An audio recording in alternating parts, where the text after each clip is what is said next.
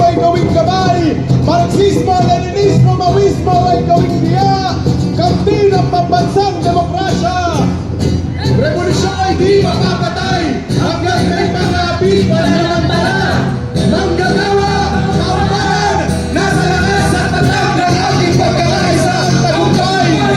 Likhain ang lipunan ng walang pagsasamantala at malalang tunay.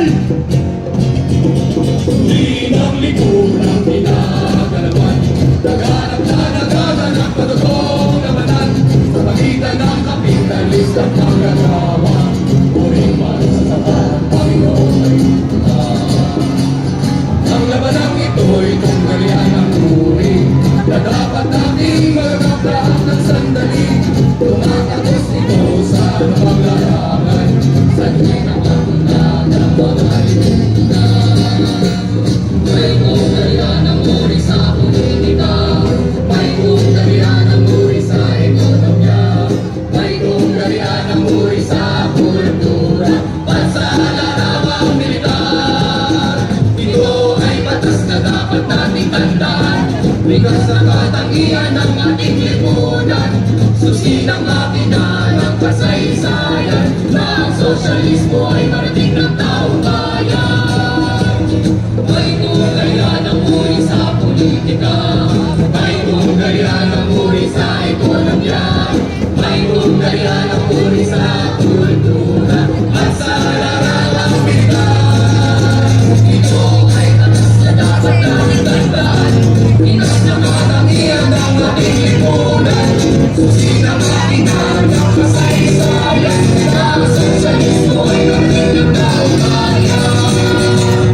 Na ang sosyalismo ay marating ng taong bayan.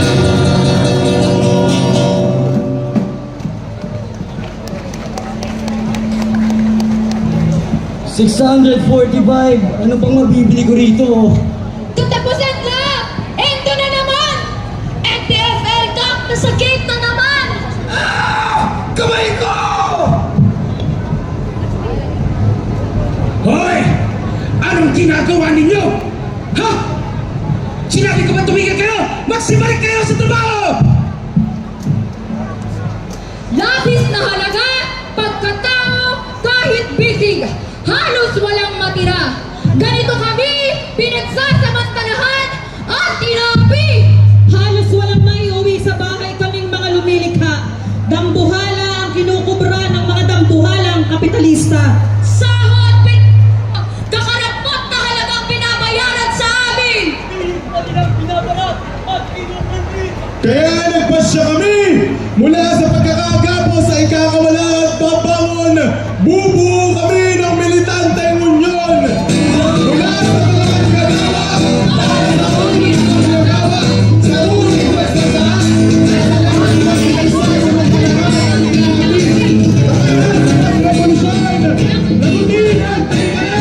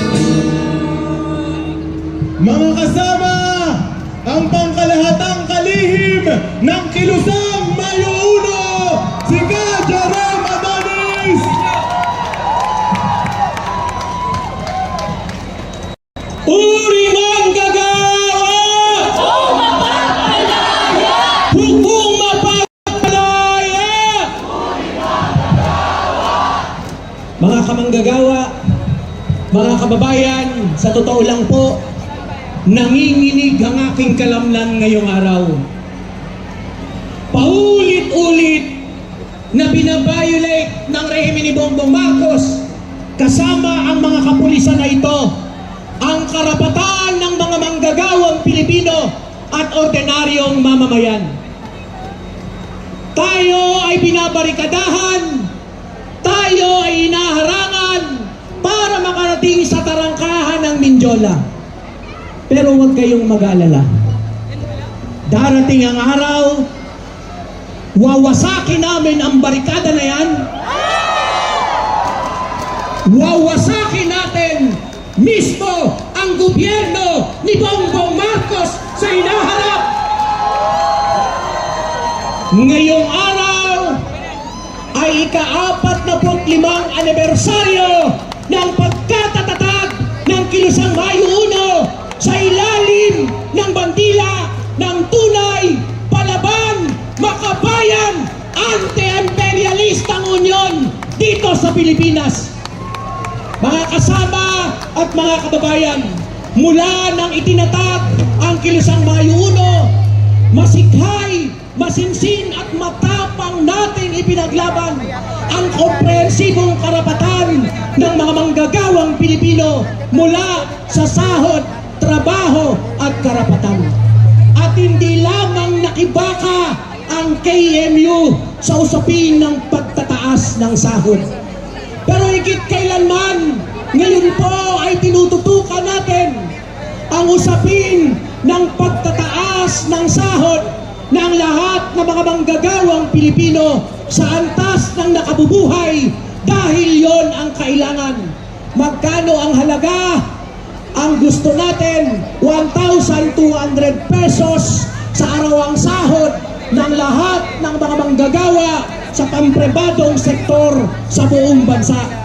33,000 naman sa buwan ng sahod ng mga manggagawa sa pampublikong sektor. Pero hindi natin yan basta-basta magagawa. Kailangan nating isabay na dapat buwagin, ibasura ang Republic Act 6727 na nag-create ng Regional Wage Board. Walang kwenta ang Regional Wage Board. Sa loob ng 36 years, ginamit ito ng kapitalista at ng gobyerno para patuloy na baratin ang sahod ng mga manggagawang Pilipino habang tayo taon-taon ay nag-aakyat ng bilyong-bilyong tubo sa mga negosyante dito sa ating bansa at sa loob ng ating bayan. Mga kasama, mga kababayan, ang Kilusang Mayo 1 ay may revolusyonaryong tradisyon hindi lamang sa pakikibaka sa ekonomiya kasama ang mga manggagawang Pilipino sa pagpapatalsik sa panahon ni Estrada. Kaya mga kasama at mga kababayan, mahalaga na pagkaisay natin ang ating hanay, pakilusin ang milyong-milyong manggagawa, tayuan ng unyon ang milyong-milyong mga manggagawang Pilipino sa bandila ng tunay, palaban at makabayang unyon dito sa ating bansa. Ito ay malaking hamon, hindi lamang sa mga manggagawang Pilipino, hamon sa sambayanan, sa taong bayan na patuloy na nakakaranas ng napakatinding kagutuman, kawalan ng trabaho, mataas na presyo na bilihin at direktang paglabag sa ating mga karapatang tao, sukdulang pinapatay ang mga manggagawa at ordinaryong aktivista kasama ang mga revolusyonaryong puwersa na naghahangad ng kalayaan sa ating bansa. Kaya po, hamon ko sa ating lahat, tananan natin na maigpit ang ating sentral na tungkulin. Mga has na mag-organisa, mga has na magbulat, mga has makibaka, mga has magtagumpay, mabuhay ang uring manggagawa, mabuhay ang sambayanang Pilipino. Manggagawa, iniwang kasaysayan, magkasamantala, turugin na tuluyan, umilos manggagawa. Itayin ang kasaysayan, mapagsamantala, durugin ang tuluyan, kahit sa panahong kay dilim.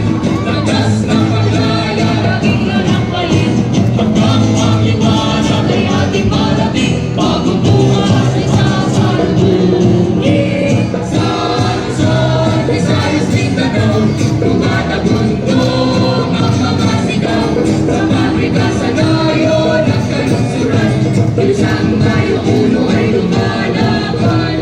Sa Luzon, Visayas, Mindanao, tumatagundong ang mga sigaw, sa pabrika, sa gayon at kalungsuran, isang tayo uno ay lumalaban. Isang tayo uno ay lumalaban.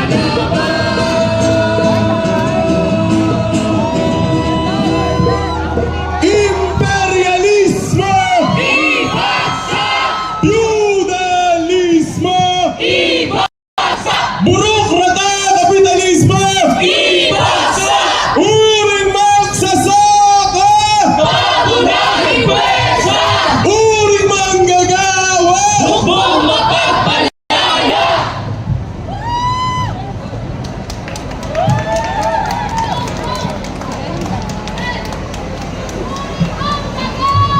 Hukbong mapagpalaya! Hukbong mapagpalaya! Uring manggagawa! Uring magsasaka! Pangunahing pwersa! Pangunahing pwersa! Uring magsasaka! Ugat ng kahirapan! Imperialismo! Ibagsak!